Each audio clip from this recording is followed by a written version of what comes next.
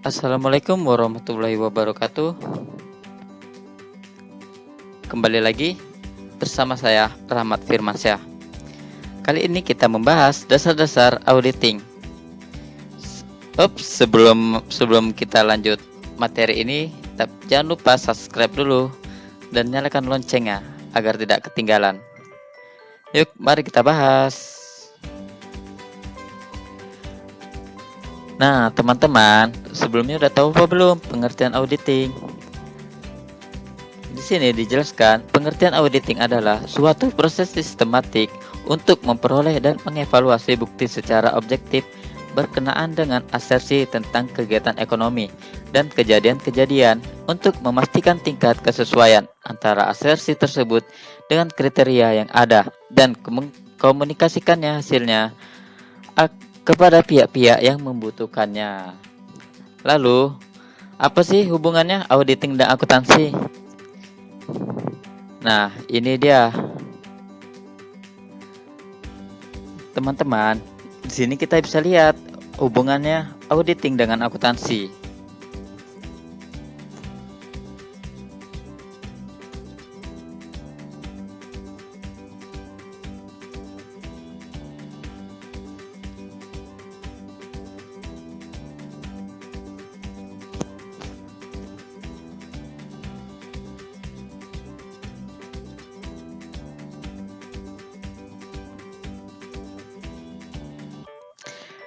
Teman-teman, kira-kira udah tahu apa belum?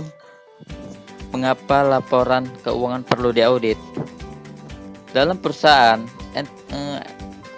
entitas harus perlu diaudit. Biasanya setahun sekali dalam rapat umum pemegang saham. Para pemegang saham akan meminta pertanggungjawaban manajemen perusahaan dalam laporan keuangan. Laporan yang merupakan tanggung jawab manajemen perlu diaudit oleh KAP yang merupakan pihak ketiga yang independen.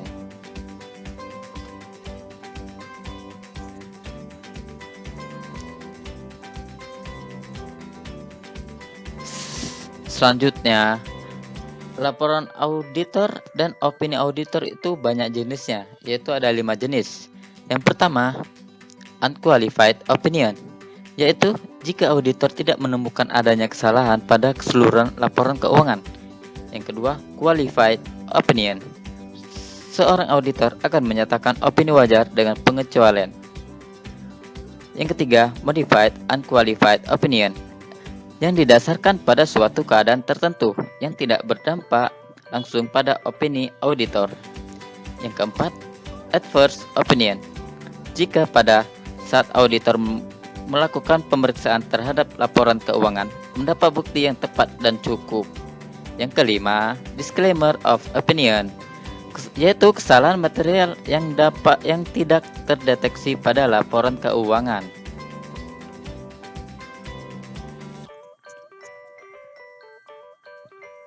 Nah, ternyata auditing itu punya tujuan.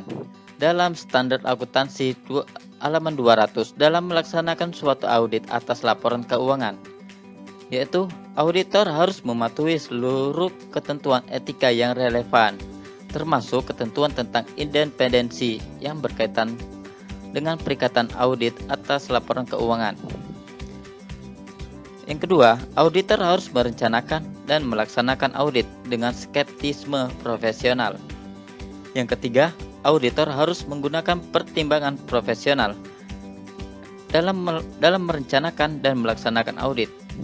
Yang keempat, auditor harus memperoleh bukti audit yang cukup dan tepat untuk menurunkan risiko audit ke tingkat yang dapat diterima.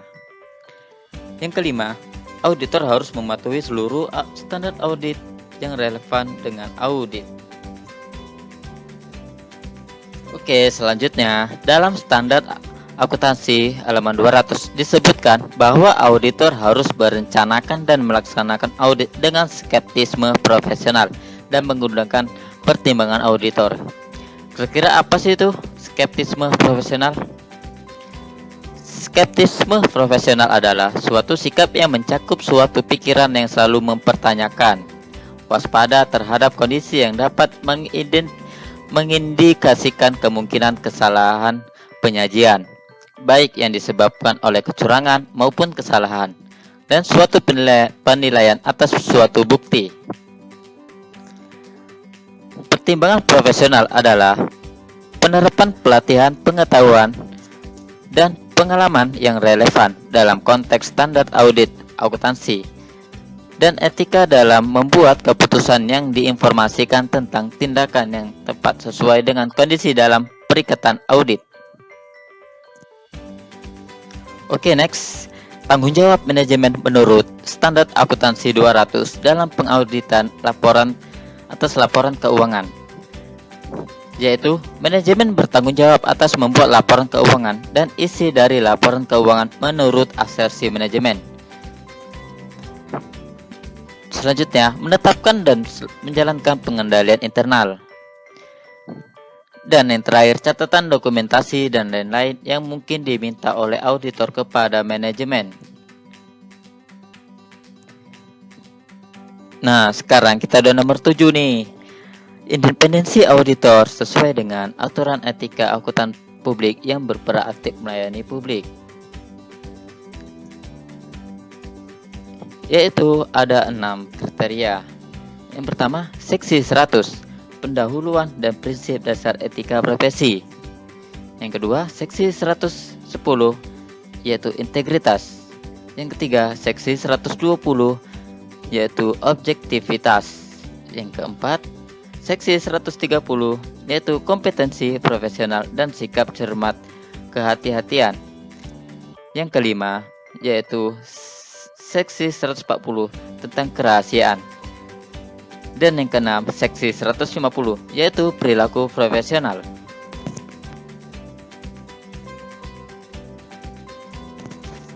Oke, selanjutnya kita masuk ke nomor 8, yaitu manfaat melakukan perencanaan audit dan tahapan dalam merencanakan audit. Manfaat perencanaan audit yaitu ada 4. Yang pertama, mencurahkan perhatian. Yang kedua, menyelesaikan masalah yang potensial secara tepat waktu. Yang ketiga, mengorganisasi dan mengelola perikatan audit dengan baik. Dan yang keempat, memfasilitasi arah dan supervisi.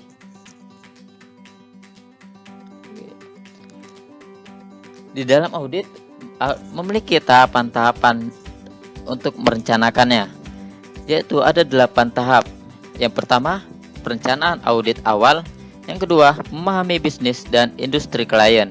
Yang ketiga, menilai risiko dan bisnis klien. Yang keempat, melaksanakan prosedur analitis. Yang kelima, menentukan materialitas dan menilai risiko audit dan risiko bawaan yang dapat diterima. Yang keenam, memahami pengendalian internal dan risiko pengendalian klien. Yang ketujuh, mengumpulkan informasi untuk menilai risiko kecurangan. Yang kedelapan, mengembangkan strategi audit keseluruhan dan program audit. Oke, selanjutnya kita masuk nomor 9, yaitu asersi manajemen sesuai dengan standar akuntansi halaman 315. Yaitu ada 3. Yang pertama, asersi atas golongan transaksi. Yang kedua, asersi atas saldo akun. Yang ketiga, asersi tentang penyajian dan pengungkapan.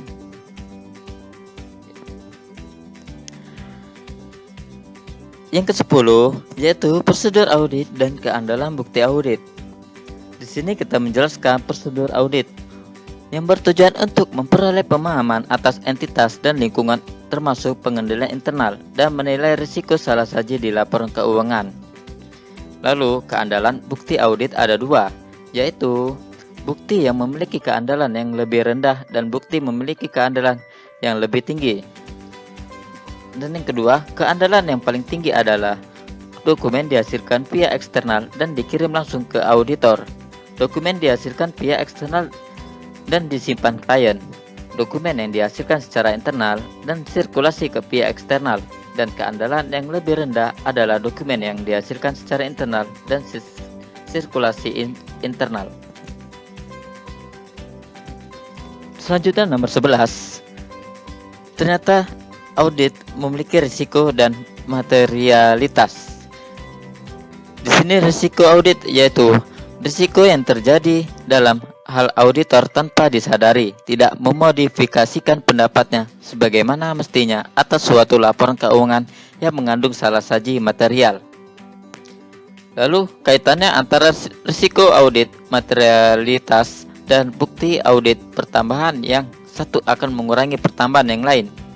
Jika bukti audit diputar sebelah kanan, maka risiko audit akan semakin kecil dengan tingkat materialitas dan ditetapkan, dan jika bukti audit semakin besar, maka risiko audit juga semakin besar, materialitasnya semakin kecil.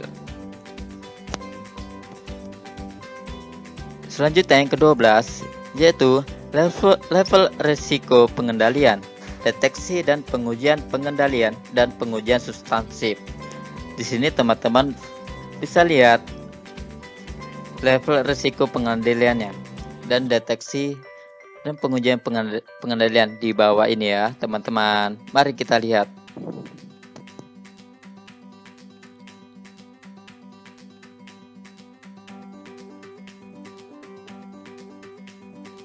Nah, ini yang terakhir, prosedur audit yang dipakai dalam pengujian pengendalian.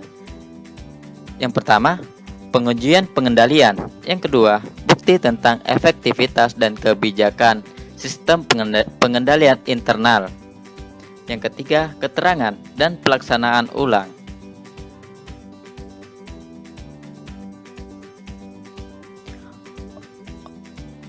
Oke teman-teman, sampai sini saja untuk materi dasar-dasar auditing. Jika ada pertanyaan, teman-teman bisa tulis di kolom komentar di bawah ini. Dan jangan lupa di like and share. Oke, terima kasih.